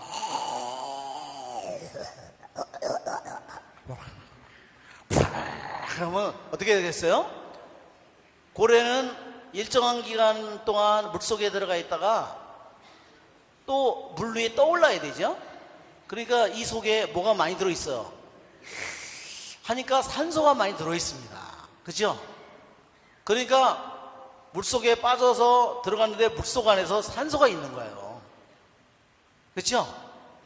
고래 했으니까 산소가 들어있는 겁니다. 그러니까 기절했다가 깨어나가지고 아니 이건 또 어디야? 그래서 이랬을 것 같아요. 이게 지금 고래뱃속 같지 않아요? 예? 이렇게 그래서 하실 때 그렇죠? 근데 거기서 그 개어나서 고래뱃속에서 기도를 합니다. 자, 우리가 읽어볼까요? 제가 공궁 속에서 주님을 불렀더니 주님께서 저에게 응답해 주셨습니다. 저승의 뱃속에서 제가 부르짖었더니 당신께서 저의 소리를 들어주셨습니다. 당신께서 바닷속 깊은 곳에 저를 던지시니 큰 물이 저를 에워싸고 당신의 그 모든 파도와 물결이 제 위를 지나갔습니다. 그래서 제가 이렇게 아뢰었습니다. 당신의 눈앞에서 쫓겨난 이 몸, 이제 제가 어찌 당신의 거룩한 성전을 다시 바라볼 수 있겠습니까? 예, 여기 5절에 이제 제가 어찌 당신의 거룩한 성전을 다시 바라볼 수 있겠습니까? 이것은 의역한 거예요. 의역을 했는데, 그러면 이 말을요, 이것은 뭐냐면 의역을 하지 않고 그대로 말을 하면 우리 옛날 번역 성경, 공동 번역 성경 있죠? 거기에는 5절에 이렇게 돼 있어. 하느님 눈앞에서 쫓겨난 몸, 하느님 계시는 성전 쪽으로는 두 번 다시 눈도 못 돌릴 줄 알았습니다. 그러니까 이것은 뭐냐면요, 끊임없이 고래뱃 속에서 뭐를 쳐다보고 있는 거예요? 하느님의 성전을 바라보고 있는 겁니다. 이게 유대인들의 생각이라는 거죠.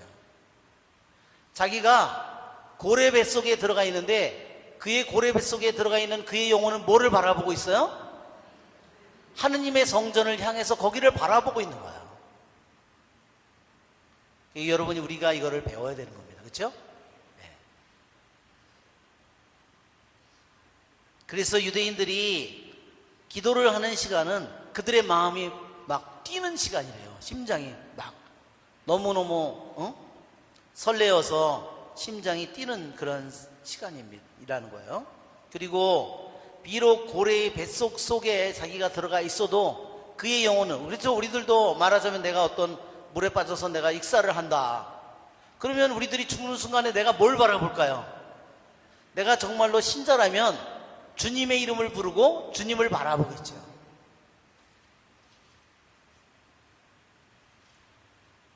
그러니까 여기는 우리 번역에는 제가 어찌 당신의 거룩한 성전을 다시 바라볼 수 있겠습니까? 한 것은 더 강조를 하기 위해서 의역을 한 거고, 여기서 고래뱃 속에서 그는 주님께 끊임없이 부르짖고 거기서 당신의 거룩한 성전을 향해서 끊임없이 그것을 바라보고 있는 거예요. 그의 영혼, 고래뱃 속에서. 너무 기가 막히지 않아요? 고래뱃 속에, 물속에 빠져가지고 고래뱃 속에 감춰진 그 영혼이 이제 죽을 순간이 다 됐는데 거기서 그가 바라보고 있는 것은 그 공경 속에서 그의 영혼은 끊임없이 하느님의 성전을 우러러보고 있는 거예요. 예, 우리가 시편에도 그런 기절이 많죠?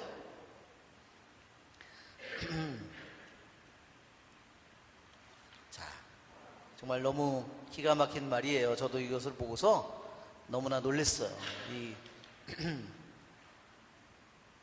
정말 다니엘은 무엇보다 지혜가 뛰어난 빼어난 정신을, 하느님의 영을 지닌 사람이지만 그의 영혼은 끊임없이 어떤 거냐면 그의 영혼은 하느님께로 향해진 영혼이에요. 기도의 영혼이다 하는 겁니다. 그래서 다니엘서 9장에 가면 다니엘이 앞으로 70주간에 대한 그런 예언이 나오는데 그 70주간에 대한 예언도요, 기도하는 가운데 받아요. 그 예언의 말씀을.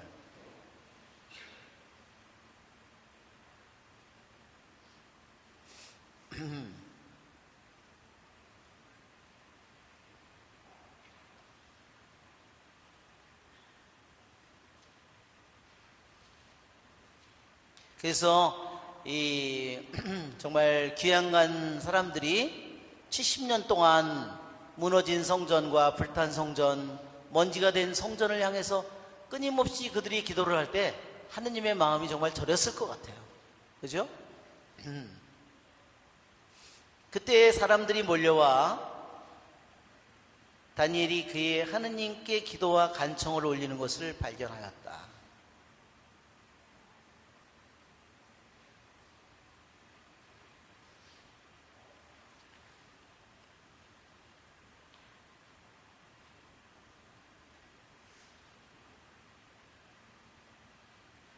그래요. 다니엘은 한 달 동안 그러면 기도를 쉬지. 그렇죠? 그래서 그 처벌을 피하는 그런 사람이 결코 아니에요. 자기 목숨을 잃는 한이 있더라도 그는 아침 기도를, 저녁 기도를 포기할 수 없다는 겁니다.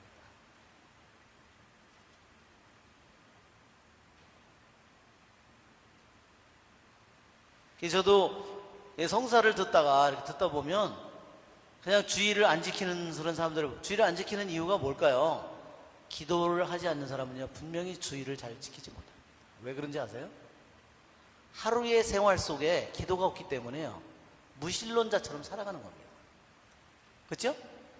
그런 사람은 주의를 언제 지나갔지? 왜? 자기의 매일 평일의 삶 속에 기도가 없기 때문에 주일이 그냥 성당에 못 오고 지나가는 건 너무 당연한 일이에요. 너무나 쉽게 아무것도 아닌 일처럼 그냥 빠지게 되는 겁니다.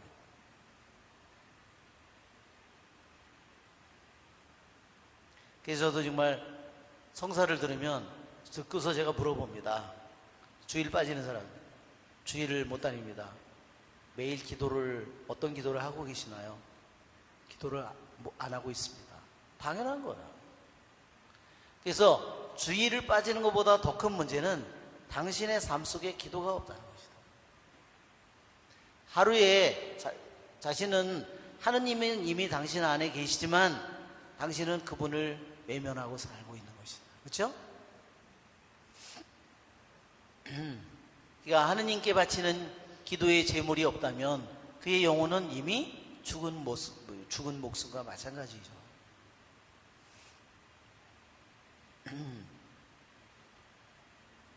그러기에 여기 보면 다니엘은, 우리들은 나에게 한 달 동안 기도를 하면 나도 죽는다, 기도를 안 하면 30일 지나면 기도해도 되는데, 그래서 우리는 하느님의 이러한 것과 타협을 할 수 없다는 겁니다. 그것은 우리들의 결정이에요. 우리들의 선택입니다. 그렇죠? 그전에는 미국이 다 성경의 말씀을 근거로 해서 나라가 세워졌고, 그래서 학교든 모든 곳에서 기도를 바쳤습니다. 지금은요, 아무 데서도 기도를 할 수 없습니다. 미국의 어느 학교도 어느 관공서에서도요, 기도를 절대 할 수 없습니다. 결국 이유는 뭘까요? 모든 종교를 존중해야 된다는 이유 때문에 기도를 할 수 없게 된 거예요. 그러니까 이렇게 세상은 끊임없이 이렇게 다른 모습으로 끊임없이 변해가는 겁니다. 그렇지만 믿음을 가진 우리들이 어떻게 살아가야 되는지, 우리들이 어떤 선택을 해야 되는지, 그것은 우리들의 선택이고 우리들의 결정이 필요한 겁니다. 그들은 임금에게 다가가, 임금님, 앞으로 30날 동안 임금님 말고 다른 어떤 신이나 사람에게 기도를 올리는 사람은 누구든지 사자굴에 던져진다는 금령에 서명하지 않으셨습니까? 그것은 철회할 수 없는 메디아와 페르시아의 법에 따라 확실하오.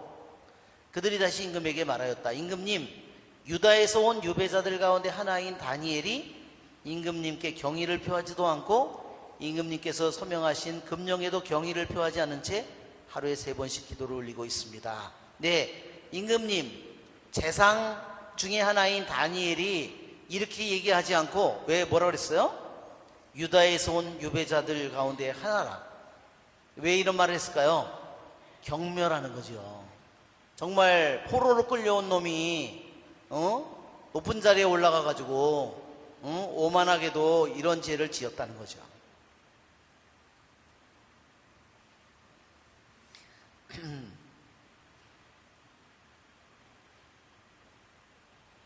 예, 유대인 성전에 보면 이런 내용이 나옵니다. 다리우스는 이 다니엘의 몸값을 주고라도 다니엘을 살려내려고 했다는 겁니다. 왜 몸값을 내는 게 있잖아요. 그러니까 포로들이라든지 죽음의 사형에 처할 사람이라든지 이런 사람들에게 이 사람의 몸값이 뭐 얼마다 그러면 금 1000냥이다. 그럼 금 1000냥을 임금이 내고 이 사람을 대신 살려주는 거예요. 죽지 않고. 그렇게 하려고 했지만 신하들이 이제 난리를 쳤겠죠. 또 하나는 이 임금이 나는 너희들의 주장을 믿지 못하겠다. 다니엘이 집에서 3번씩 기도했다는데 나는 너희 주장을 믿지 못하겠다. 그래서 하루 종일 다니엘과 함께 그 궁궐에서 있었다는 겁니다. 그런데 이제 임금 이 말하자면 살려낼 수 있는 게 해가 지기 전에 살려내야 돼요.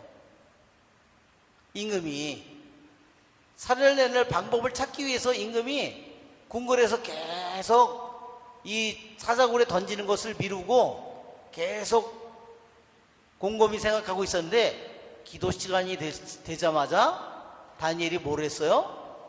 일어나서 기도를 바치더라는 겁니다. 그래서 왕은 더 이상 신하들 가운데에서 아무것도 더 이상 주장할 수가 없게 되었고 결국은 사자구리에 집어던지게 되었다. 그랬습니다. 15절 임금은 이 말을 듣고 몹시 괴로웠다.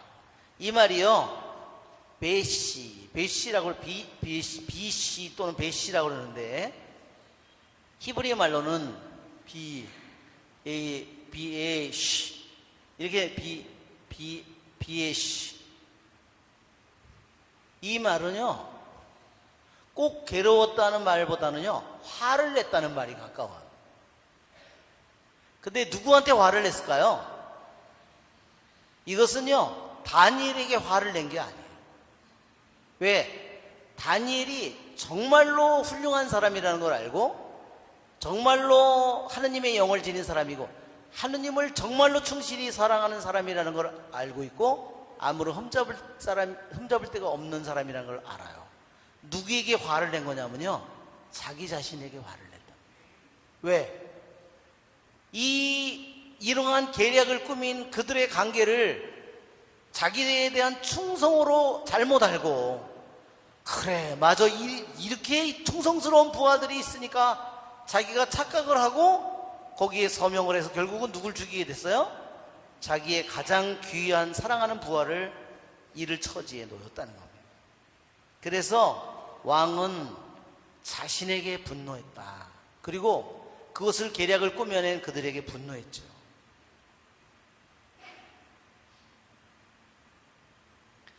자, 임금은 다니엘을 살려내기로 결심하고 해가 질 때까지 그를 구하려고 노력했다. 예, 해가 질 때까지 말하자면 그는 새로운 날이 오기 전까지 그때 새로운 날이 오면 다사고에 던져야 돼요. 자신이 가장 아끼는 신하를 처형해야 되는 꾀임에 자신이 빠졌음을 깨달았다. 그리하여 그는 음모를 꾸민 자들에게 대해서 화가 난 것이다. 그리고 자신에 대해서 화가 났다. 이것은 다니엘서 3장에 금상을 만들어 놓고 라켓소리가 나면 모두 절해야 된다. 절을 하지 않는 자는 모두 불가마에 던져진다는 그 네부카드네자로의 법에 어겼을 때 세 젊은이가 다 무릎을 꿇었지만 세 젊은이만 일어서 있었어요. 그것을 보고 네부카드네자로 왕이 분노했지만 세 젊은이에 대해서 분노했지만 여기에 있는 차이점은 뭐냐면 여기 있는 다리우스 왕은 이 다니엘에게 분노하지 않고 자신에게 분노하고 있고 그러한 음모를 꾸민 신하들에 대해서 분노하고 있습니다. 그러자 사람들이 임금에게 몰려가서 임금님 세운 금령과 법령은 무엇이든 바꿀 수 없다는 것이 메디아와 페르시아의 법임을 알아두시기 바랍니다. 그러니까 이제 이 계략을 꾸민 부하들은 어때? 이제 다 됐다. 밥이 다 됐다. 이제 다니엘 이 늙은이를 아주 요절낼 일만 남았다 이렇게 생각한 거겠죠. 그렇죠? 예, 이제 빠져나갈 수 없는. 그리하여 임금이 분부를 내리자 사람들이 다니엘을 끌고 가 사자굴에 던졌다. 그때 임금이 다니엘에게 말하기를 내가 성실히 섬기는 너의 하느님께서 너를 구해내시기를 빈다. 자, 사자의 혀가요 어떻게 생겼냐면요, 사자의 혀가 수천 개의 칼날같이 생겼답니다. 이 혀가, 혓바닥이요 칼날처럼 생겼대요. 그러니까 탁 하면 어떻게 돼요? 그냥 우리 같은 거를 혀로다가 탁 하면 피가 쭉 그냥 칼을 저기 면도칼로 걸듯이 피가 나는 거예요.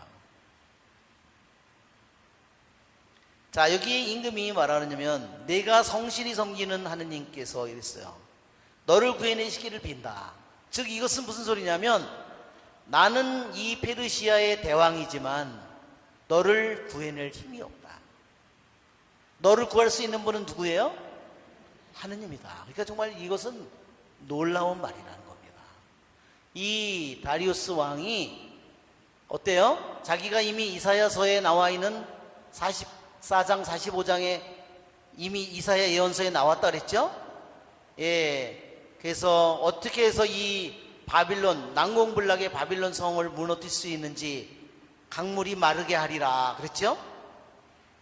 그리고 그에게 말하자면 이 고레스가 어떻게 왕이 될 건지를 이미 예언했다고 했어요. 그래서 다리우스는 고레스는 말하자면 이 다니엘을 통해서 자신이 이미 태어나기 이전에 150년 이전에 이미 성경에 예언된 사람이라는 사실을 다니엘을 통해서 깨달았을 겁니다.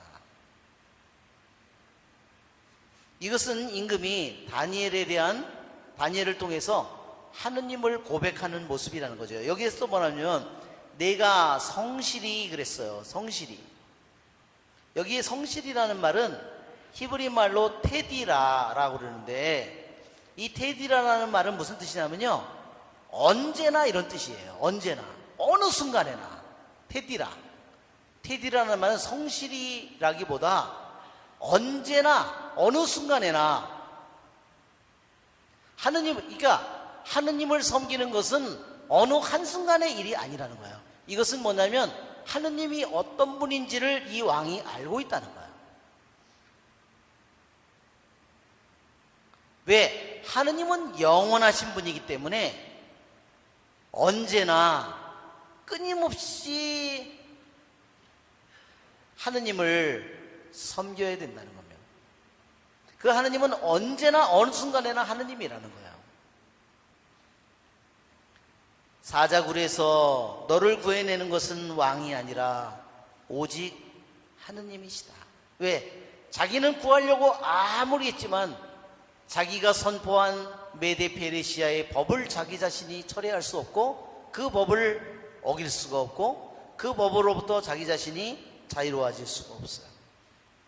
사람들이 돌 하나를 굴려다가 굴 어기에 막아놓자 임금은 자기 인장반지와 대신들의 인장반지로 그곳을 봉인한 다음 다니엘에게 내린 어떠한 조치도 바꾸지 못하게 하였다. 그리고 나서 임금은 궁궐로 돌아가 단식하며 밤을 지냈다. 여자들도 자기 앞으로 들이지 못하게 하였다. 그는 뜬 눈으로 밤을 새웠다. 예, 여기에 임금의 모습은 정말 다니엘을 얼마나 끔찍히 다니엘을 사랑하는지를 보여줍니다. 식사도 안 했죠? 예, 여자도 안 들였죠? 밤도 철야를 한 거예요.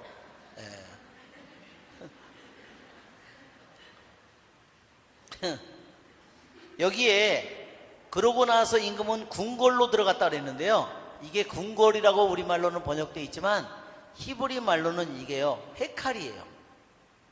헤칼은 뭐냐면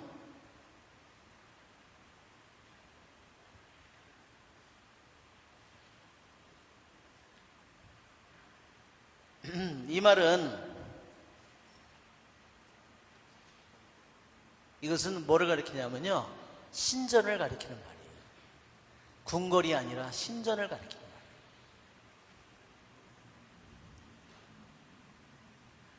그는 임금은 신전에 들어가서 기도를 한 거예요. 밤새도록 그러니까 철야 기도를 한 거예요. 여기에 왜 인장반지를 그 굴에다가 인장반지를 2개를 임금의 인장반지도 찍고 왜 신하들의 인장반지도 찍었냐면요, 신하들이 몰래 다니엘을 죽일 수도 있어요. 사자들한테 물려 죽지 않고, 물려 안 죽으면 와서 창이나 화살을 쏴서 죽일 수 있었다는 거예요. 왜? 죽이려는 음모를 꾸민 것이 이 사람들이 확실하잖아요. 그러니까 다니엘이 살아있으면 어떻게 되겠어요 나중에. 그러니까 이 신하들이 그거를 내버려 두면 신하들이 와서 몰래 죽여버릴 수가 있다는 거죠. 그래서 인장반지를 했고, 임금의 인장반지도 그래서 해서 거기를 봉인한 겁니다. 그러니까 이제 임금이 이 신하들을 믿지 못하게 된 거예요.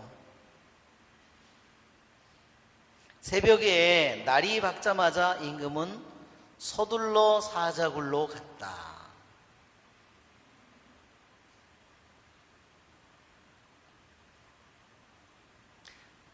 다니엘이 있는 굴에 가까이 이르러 그는 슬픈 목소리로 다니엘에게 외쳤다. 살아계신 하느님의 종 다니엘아, 내가 성실히 섬기는 너희 하느님께서 너를 사자들에게서 구해내실 수 있었느냐? 그러자 다니엘이 임금에게 대답하였다. 임금님 만수무강하시기를 빕니다.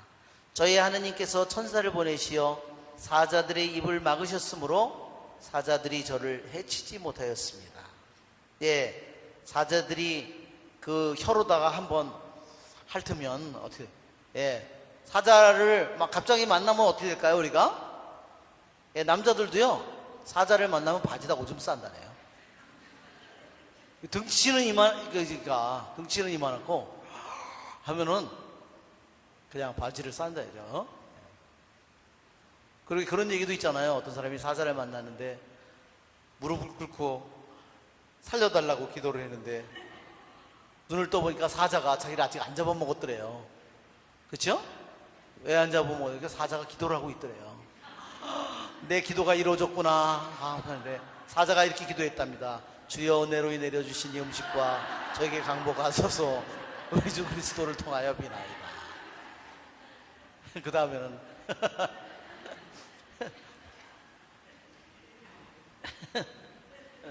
자, 여기에 20절에 새벽에 날이 밝자마자, 새벽이라는 말이 나옵니다. 그런데 이 새벽이라는 말이요, 히브리 말로 쓸 때 한 글자는 작게, 한 글자는 크게 썼다는 겁니다. 참 희한하죠?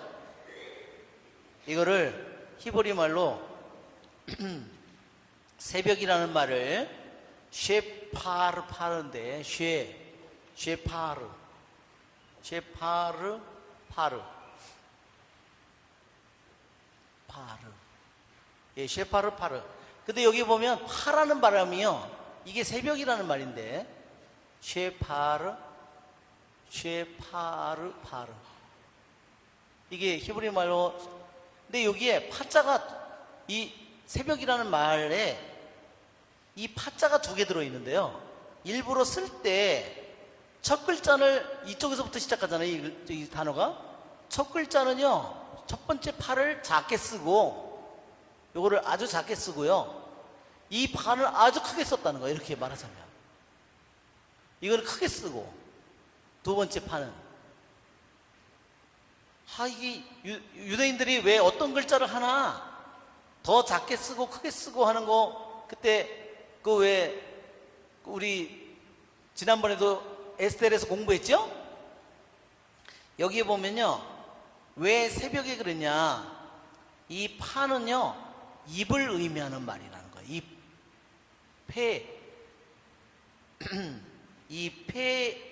폐하, 이게 히브리 말로는 이게 이렇게 이게 바로 입이에요. 그러니까 폐라는 글자 이 하나가 입을 의미하는 거예요. 근데 한 입은 작고 한 입은 크다는 뜻이에요. 무슨 소리인지 알겠죠? 새벽에 입 하나는 작고 새벽에라는 말에 또 한 입은 커. 그래서 뭐냐면 무슨 뜻이냐면요, 새벽에 나올 때 임금은 입이 있어도 할 말이 없는 거예요. 그런데 어떻게 되죠? 이제 다니엘이 살아있는 거를 보고 임금은 어떻게 해요? 입이 이제 큰 입이 됐다는 거예요. 말하자면 자기가 입이 있어도, 페르시아 임금인데도 입이 있어도 할 말이 없어. 왜? 자기가 그 나쁜 신하들의 꼬임에 빠져서 다니엘을 죽이게 만들었기 때문에. 즉 다니엘이 사자굴에 던져지기 때문에 그는 그 법을 철회할 수 없는 법에 임금이 묶였기 때문에 말할 입이 없었지만, 할 말이 없었지만, 이제 사자굴에서 다니엘이 살아난 이 뒤에는 임금이 할 말이 너무나 많아졌다는 거예요. 그렇죠? 임금이 말할 힘이, 권한이 아주 세졌다는 것을 가리키는 거예요.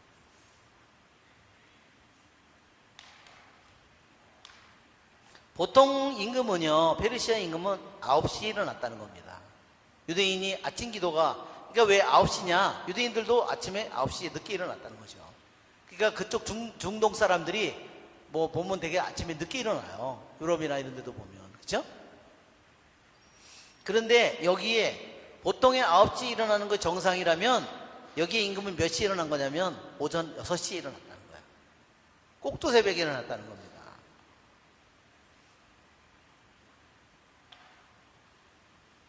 그러니까 여기에 슬픈 목소리는 임금이 거의 울면서, 말하자면 살아있는지 죽어있는지를 모르고 와가지고 울면서 우는 목소리로 얘기를 한 거예요. 그러는데 다니엘이 살아있었습니다.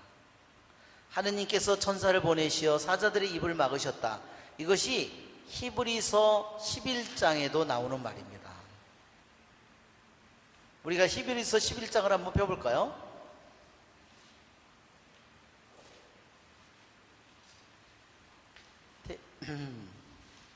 히브리서 11장 34절에 보면 그들은 믿음으로, 33절, 여러 나라를 정복하였고 정의를 실천하였으며 약속된 것을 얻었고 사자들의 입을 막았으며 맹렬한 불을 껐고. 사자들의 입을 막았다는 것은 다니엘에서 나오죠. 맹렬한 불을 껐다는 것은 저기 우리 지난번 다니엘서 3장에도 나오죠.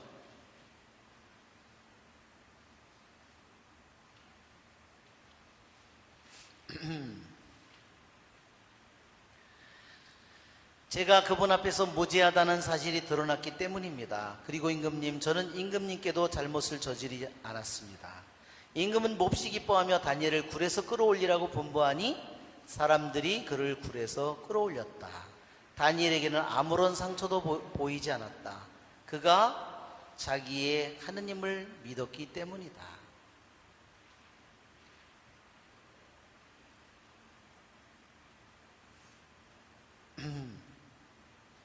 예, 다니엘의 원수들은 이제 어떻게 될까요? 예, 자기가 상대방에게 이러한 음모를 꾸몄으면 율법의 법은요, 그 꾸민 이 사람들에게 해를 끼치려고 한 그 벌을 자기가 받아야 되는 거예요. 그렇죠? 그러니까 뭐예요? 사자굴에 던져지는 거겠죠.